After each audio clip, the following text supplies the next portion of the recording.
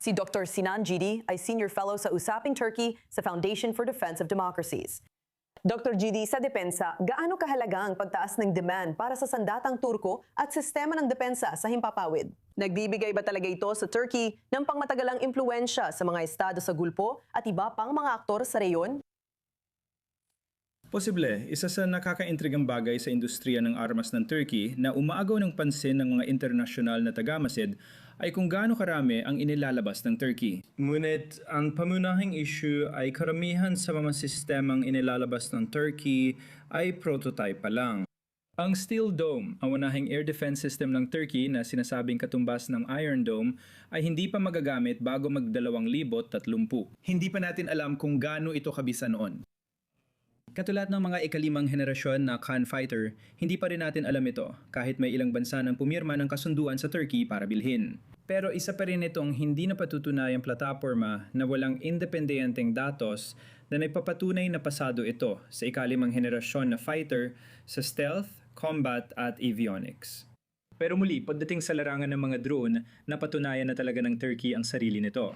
Kaya naman ito ang punto ng pagpasok. Mas mura para sa mga bansang gumili ng mga platapormang ito at mas maluwag ang kondisyon kumpara sa mga galing Europa at US. Ipinapakita ng pagbisita ni Hakan Fidan sa Qatar na gusto ng Turkey na makilahok sa usapan ukol sa digmaan sa Iran at seguridad sa Gulpo. May sapat bang kredibilidad ang Ankara para maging seryosong tagapamagitan sa gitnang silangan?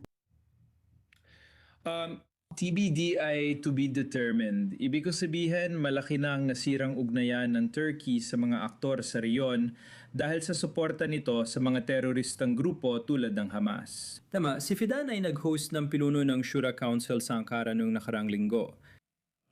At alam mo, parang ipinapakita nila sa mundo na kung aalis man ng mga organisasyon tulad ng Hamas sa Qatar, malamang ay handang-handa ang Turkey na bigyan sila ng permanenteng tirahan na ginagawa na rin naman nila ngayon.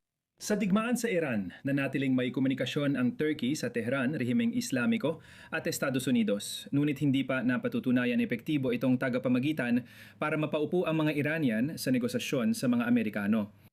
Ang naglilimita sa pwesto at pagkilos ng Turkey ay ang pagiging kaalyado nito sa NATO, tama ba? Nag-aalala ang Turkey tungkol sa hinaharap ng mga daanan ng barko tulad ng Strait of Hormuz at choke point sa Bab el-Mandeb.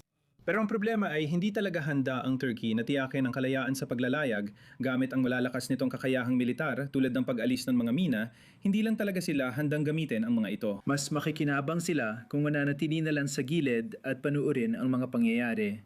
Kaya Sinan, ano ang susunod na dapat abangan? Magdudulot kaya ng pangmatagalang impluensya sa rehiyon ang lumalaking presensya ng militar at diplomasya ng Turkey o hindi pa tiyak?